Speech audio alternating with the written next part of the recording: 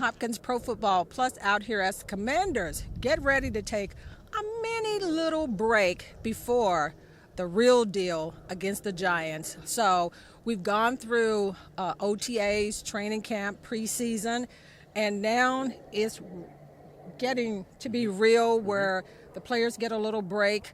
What's your thoughts on what you've seen and how you see this team going in to the regular season now that they got number 17 back, and then Noah Brown out there, number 85. Gosh, he looked really good. So hopefully they have these two guys back to start the season. But give me your assessment of this team going into the 2025 season. I think they feel much better now that Terry's back. I think, when you get one of your leaders back, it gives you energy. And you can tell today the practice was definitely more upbeat than it was yesterday.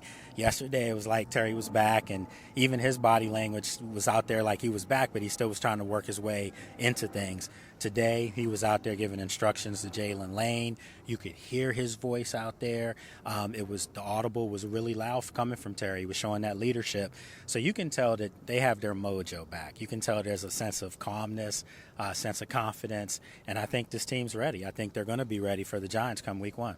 Yeah, we got a chance to spend a little more time, which I was surprised yesterday and today, looking at the team, and we paid attention a lot to the offense at the receivers as far as coming out of their breaks and some of their drills. But I got a chance to talk to Laramie Tunsil as far as taking this break and how does he see this team. So let's go hear from Laramie as far as what he has to say about this team going into the 2025 season. Get a little break before it gets real. What's your plans for this mini break?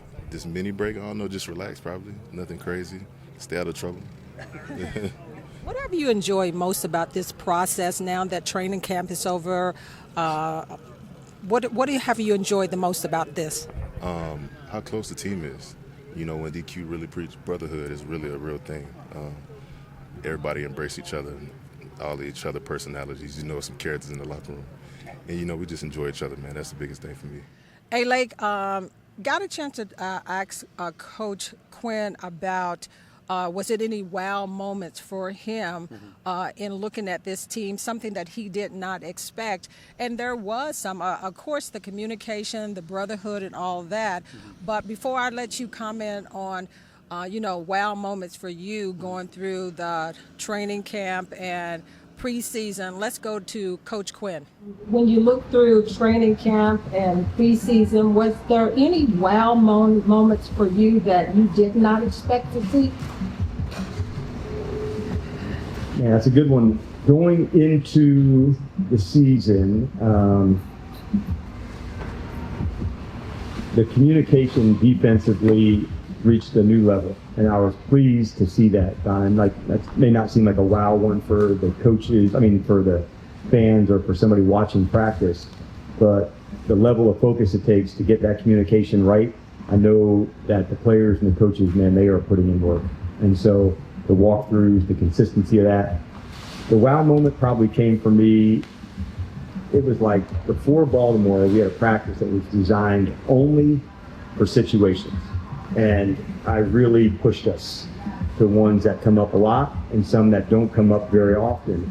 But their ability to execute on that day and what I would call winning time moments, that showed me, wow, like they put in the work and they have an understanding of what we want to get done. Sideline catches, timeouts, long field goals, onside kicks. Those are the separators between winning and losing so many times. So I really wanted us to get tested and test the times, the thresholds. So that would have been my wow moment. I was expecting, let's hit that one again, let's repeat that play. And I only did that probably twice in that whole practice, where I was expecting, I bet, 5 or 6 more times that it wasn't quite right. But you don't really get a second chance when there's 6 seconds left and you have no timeouts and you got to get the ball out of bounds. Like either you do or you don't.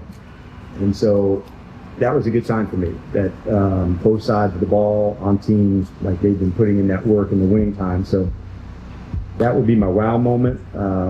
We got a lot of work to do. Just that's how I feel about practice. Man, you just keep going for it, Donna, and eventually you keep getting better and better. But I like that we had a really good practice yesterday. It sometimes feels weird. Okay, who's here? Who's back? Like this unusual spot. It's better than for some of the old heads in the room that when you covered the team, it went from like a lot to a little really fast. So with the extended practice squad, that helped. But I was pleased on the first day that we were able to really step into a rhythm together. Again, like wow moments for you that stood out that you did not expect to see. I mean, I'm going to start with the defensive line. You know, I just think maybe you can even say defensive line and offensive line. I think the trenches for this football team has been impressive. You clearly saw after that NFC Championship game last year against the Eagles, they got beat up. The Eagles were beating up everyone on their route to the Super Bowl. They did it to the Chiefs. Well, I think Adam Peters made a concerted effort to get some guys to come in here that are going to be able to match that kind of physicality of the Eagles. And we've seen that all throughout camp. We've seen the development of Josh Connerly Jr. every day, where right now he should be the starting right tackle opening day. You know, you see Laramie Tunsil, and you haven't even really seen him. You know, he's kind of on reserve right now. But let me tell you guys, you're going to be really impressed with this dude. So I think when you look at the defensive line, though, Javon Kinlaw, you know, everyone's talking about, oh, you know, that wasn't a good move. Wrong. That was a great move by Adam Peters. And I really believe that, you know, Javon Kinlaw is going to be one of these guys that I think is going to have a monster season for this football team. Well, one thing about it is if this defense attacks the opponent like these bugs and flies is attacking us right now, they're going to be good. But the key thing for me is that what I want to see the start of the season is on the defensive side of the ball with the new people that they've added on the defensive line.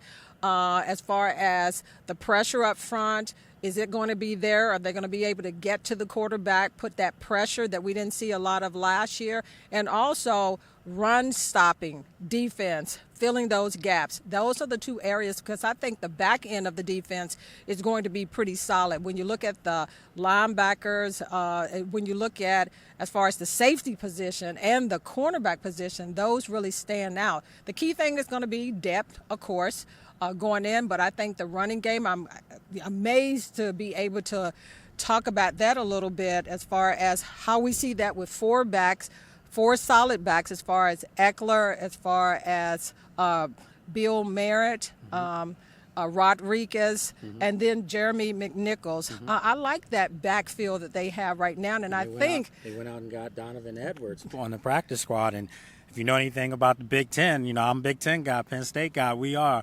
But Donovan Edwards was a star player at Michigan, and he had a really good camp for the Jets. So I was surprised about that. But he's on the practice squad now. So they can bring him up. So that's an added person, and wide receiver-wise, we're looking at that. But going into the season with the Giants, this team, to me, I think they've got all the pieces together. I think that they're going to be a better team than they were last year. But again, the proof is in the pudding. So we wrap this up, and we all take a little break. Yeah. So Donna Hopkins, Pro Football Plus.